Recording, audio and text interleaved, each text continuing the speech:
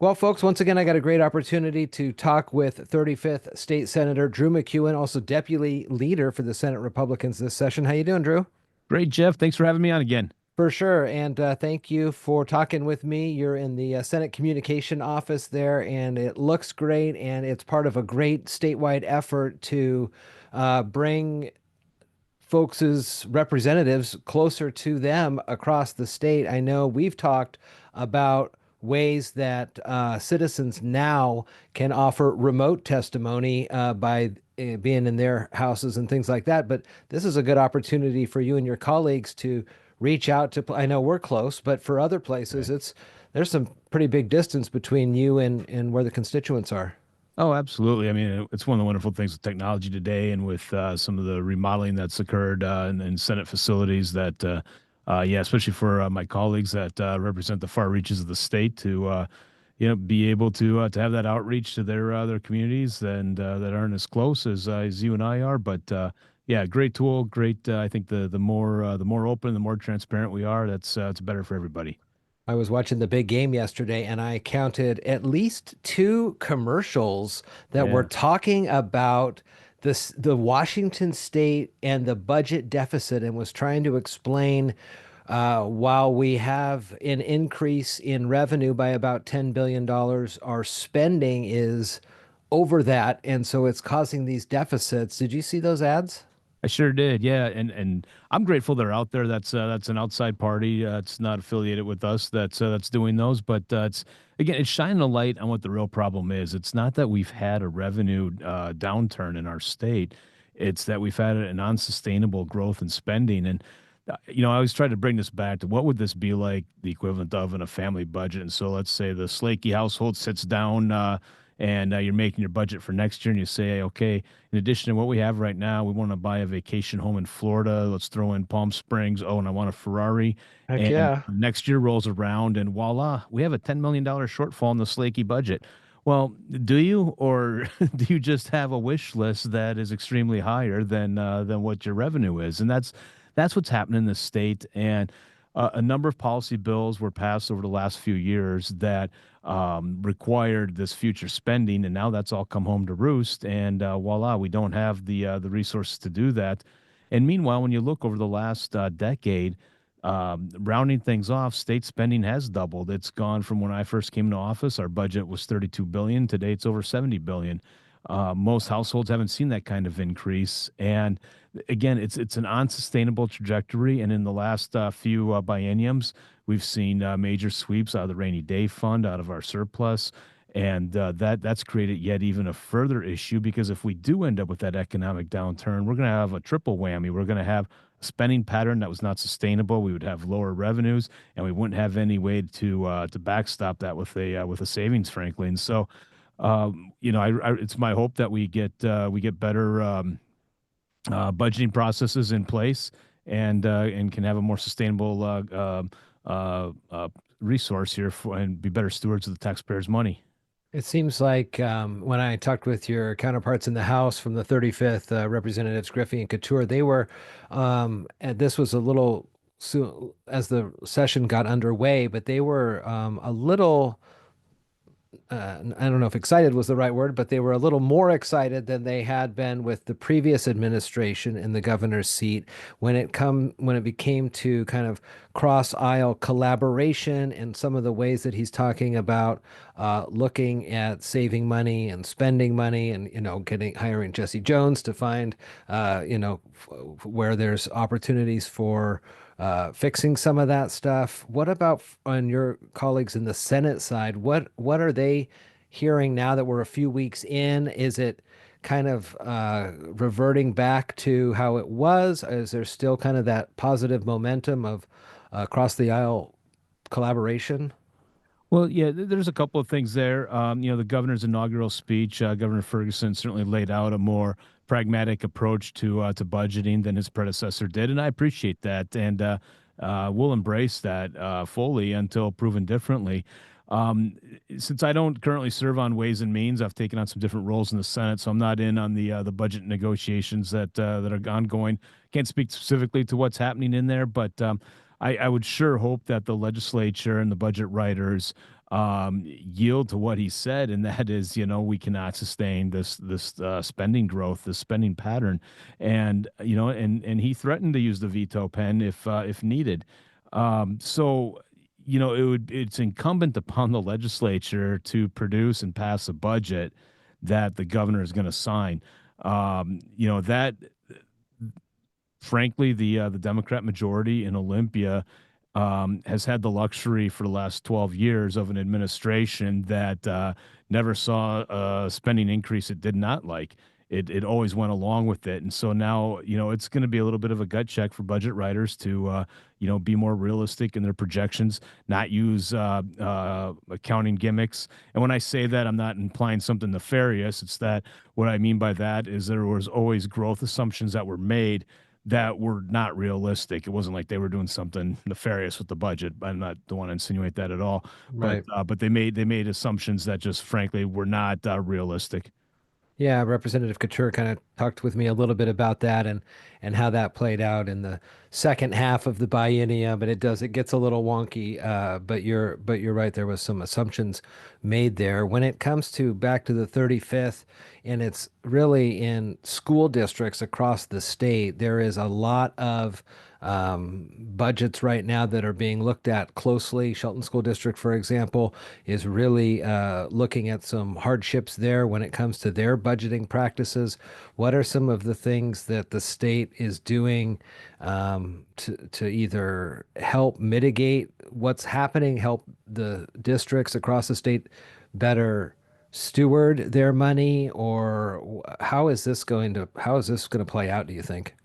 Yeah, again, I think this is it's brought a lot of things home to roost, in that when it comes to local government, whether it's a school district or a county government, city government, I think Olympia is starting to wake up to the fact that you can't continue to pass unfunded mandates and do dictations on everything that needs to happen and not provide the resources to do that. But yet again, here the state's put itself in a situation that it doesn't have those resources either. So, um, the one of my former colleagues used to always say on the Senate floor that the school district of the Olympia legislature, and that what he was referring to was the constant dictates that we were putting down of requirements of school districts. Look, I'm a big believer that when it comes to education, as a state, should we set a standard on what a high school diploma means in this state? Yeah, I think we have the. I think most people expect that we do that and that we exercise that authority. But I think we got to get out of the way then and let districts implement that as they best see fit for their local students, for their local taxpayers. But all too often we try to interweave ourselves into that, and we really got to kind of get out of the way. And more money does not always equal better results. Um, Education spending in the state has gone up astronomically over the last decade. We now spend over $18,000 per pupil on K-12 education in our state. And while that trajectory of spending on education has gone up, what have we seen? Test scores have gone down and standards are not being met. And the number of kids that can't do eighth grade reading, eighth grade math is very, very disturbing. And you combine that then with districts that struggle to pass a levy or a bond. Well, you're starting to see the backlash, frankly, from parents. We've given you so much more, and we've seen so much less. And that again, I think there's some hard coming to moments of truth here for all units of government in this state, and how we allocate things and how we properly should be spending money.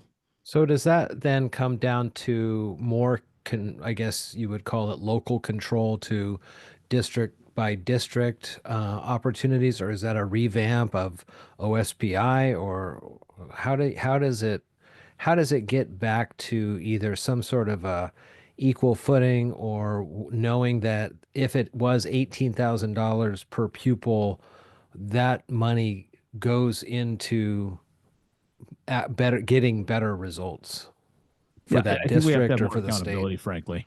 Uh, and again, I do believe in local control. I believe that we should have a state standard, and we let local jurisdictions best determine how they're going to meet those standards. And we've got to get back to the core functions of education. You know, let's teach the reading, the writing, and the math, and that is a big part of the issue too. And I think we ask so much of parents today when it comes to education, and then on the other hand, we tell them to stay out of the way, that you don't know what you're doing. And that's the message that's been sent by this legislature, by the Democrat majority in both the Senate and the House, just in the last week and a half with the parental rights bill, and stripping that back further. It's a conflicting message that does not resonate real well with people. Yeah, let's go back and talk a little bit about that. I saw some of the news notes that came out from Olympia in the last week. Remind folks what that parental rights bill is, how we got to it, and what's going on with that. Sure. And so, if folks recall, so last year there was an initiative to the legislature that we passed that enshrined in the state law, parental rights, that you have the right to know what's being taught in school, that you have a right to know about uh, mental health issues or issues that might arise with your child's health within school, or and treatment that may have been given or may be recommended, and that you have the right to know about anything pertaining to law enforcement issues. And what's happened, there's been both a Senate bill and a House bill that have passed. We'll see how this all comes out throughout the process, but basically has rolled that back. And you have the Senate Democrat leader, Jamie Peterson, saying in an interview late last week that a 13-year-old has the right to make his or her own decisions about his or her health care, and parents don't have a right to intervene on that. Again, I think the majority of people, certainly in my district, disagree with that notion, and that's a real heartburn for a lot of folks. And I believe in parental rights. We are not. I dismiss the notion that we co-parent with the state of Washington. I believe families know best. Look, do we? Unfortunately, in the world, there are bad parents. Okay, but that doesn't mean that we strip away the parental rights of all parents. And that to me just goes to the crux of many of the issues that we're facing right now in our education system. Yeah, I noticed that too in certain aspects when it comes to I don't want to call them problem kids, but kids that, maybe disrupt classrooms or Right. things like that, and the focus of attention shifts more to I don't want to say protecting that child, but kind of focusing on that child more than the overall well-being of the rest of the class. It's kind of that squeaky wheel kind of a situation. Yeah, absolutely. Yeah, there was a directive from OSPI a number of years ago that when you had a disruptive student in the class, you remove the entire class and leave the disruptive one there. Uh, what is that? That's and I think most people would agree that it should be the other way around. I mean, we've not empowered teachers to enforce common decency discipline in their classrooms, and we see some of those results. We don't talk too much about national things here, but we're so close to our neighbors to the north, Canada. Is there any conversations in Olympia worried or concerned of any impacts that any possible of the tariff things that are going on may impact any sort of building projects or construction projects across the state? Yeah, I mean, it's been brought up. There isn't any legislation, that addresses that, and there really can't be. I mean, because it's a federal issue. Yeah. And I did recently an interview with the Vancouver radio station, discussing this. And look, I think we can all agree that the president has a unique communication style, and how he tries to bring issues to the forefront. And many of us would maybe do that differently than he does. But at the end of the day, we have serious issues at both of our borders. Obviously, I do believe the issue is much more pronounced at the southern border, but there are issues at the northern border as well, that he wants to have addressed and that I think should be addressed. But there's also the other issue of tariffs that go in the opposite directions as well. And you look at the 250% tariff that Canada levies on U.S. dairy products, for instance.